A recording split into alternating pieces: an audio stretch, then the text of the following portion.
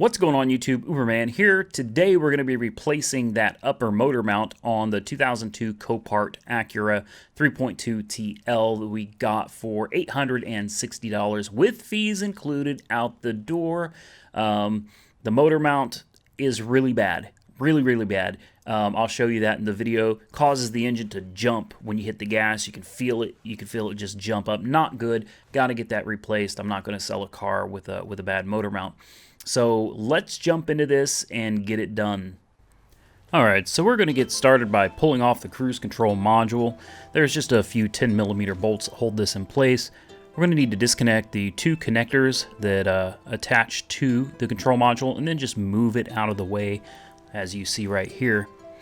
So now we're going to start removing the bolts from the motor mount. There are a total of 1, 2, 3, 4. I believe there are a total of 5 that go from the motor to the mount and then from the frame of the car to the mount. And then of course you got the through bolt, which I'm working on right here in the center. This thing was kind of a pain with a wrench, so I decided to use a ratchet. If any of you are doing this in the future, that center bolt is a 17mm, and then the bolts that hold the motor mount to the car are 14mm. And don't forget to have a jack and a block of wood underneath the engine to support the weight of the motor before you try pulling these mounts out, or you're going to run into some problems. In this case, I took the 10mm bolt out of the power steering reservoir to just kind of move it out of the way and give me a little more room. Also, all the other little bolts for the cruise control module were 10mm.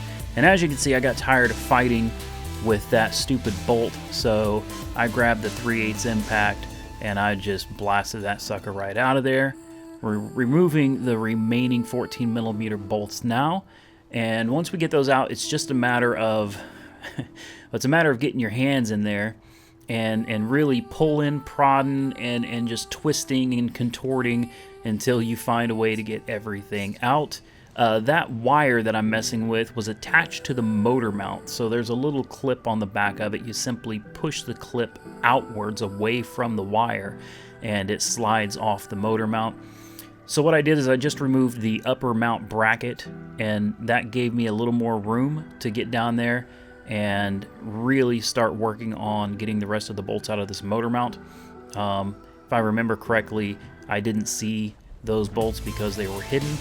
Now I got them out, and now it's just a matter of really contorting and twisting and pulling this thing, and trying to find a way to get it out without damaging any of the other components.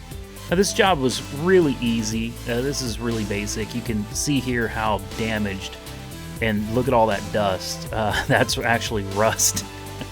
That motor mount was completely and utterly shot to you know what.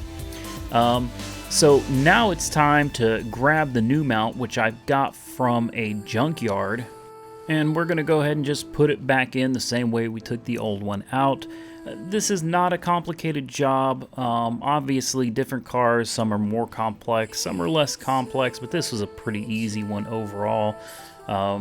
Just a few bolts and, you know, a little bit of maneuvering, and there you go. Now this mount that I got from the junkyard I got for 25 bucks, and brand new for an aftermarket this mount was around $80 at AutoZone. And I didn't just get a used mount. I went through a lot of different Acuras and Hondas because they all pretty much use the same parts, until I found this mount still had the stickers on it. It had no cracking, no issues at all. Looks brand new. And 25 bucks versus 80, in my opinion, it was worth it.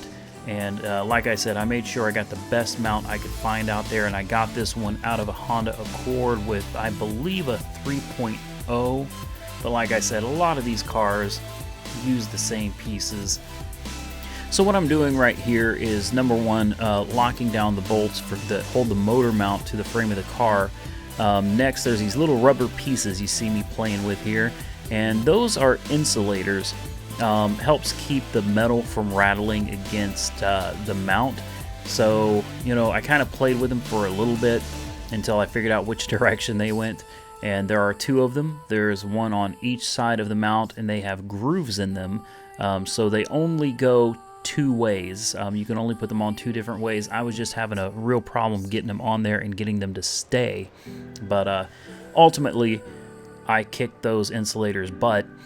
Now you take this upper part of the mount that attaches to the engine and then to the mount, and this thing was fun, because it has to go on just at the right angle for everything to line up.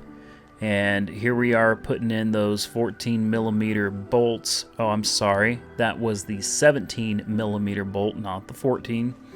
And I opted to just take the impact. I mean, it's a little difficult to get it in there, but in my opinion, it saves a lot of time. You see how I just hammer that sucker down. And I did go back over with the ratchet once I was done with that to make sure that it was good and tight. Although I do trust my impact, but you know, these 3/8 aren't exactly the highest torque in the world, so it's always good to go back over these things with a ratchet and make sure. Now what I'm doing here is helping to thread the bolts with my ratchet first before hitting it with an impact. You don't want them to go in crooked, and if you get them in crooked with an impact, you're screwed. So, you know, I always try to get a few of the threads in first, hit everything with the impact. Now we're going to go over and make sure everything is nice and tight by hand. And we are just about done. Now we can start buttoning this thing back up. We're going to start putting all the little pieces we took off before back together, and this is going to take the 10 millimeter. The rest of this is really, I mean, this whole process, in my opinion, was very simple, but we're going to make sure we get the wires routed back. We're going to plug them in and get everything connected where it needs to go, pre-thread. You know, try to get a good 3 or 4 threads in by hand to make sure nothing's going to strip out. Then you can hit it with your impact, lock the sucker down. There you go, plug that last plug in. Cruise control's installed. Last but not least, we're going to lock down the power steering reservoir, which is held in place with just one 10 millimeter. And that one, you know, it's way down there. It's kind of hard to get your fingers in, but look at that. It's done. Picking up the tools. We're finished. That is one complete motor mount on a 2002 Acura 3.2 TL. All right, so as you can see, that was not a big job. It wasn't too big of a deal to get done. I did not show you, but I did use a jack in a block of wood under the engine. The block of wood protects the oil pan, and we used the jack to put pressure on, to take pressure off of the motor mounts before we loosen them up. Otherwise, you take the bolts out, motor would kind of fall. Kind of hold everything in place while we did this job. Pretty simple to do, and the car runs and drives absolutely great now. Very happy with the outcome. Tell me what you think of the video. Comment below. As always, like, comment, subscribe, and stay safe out there.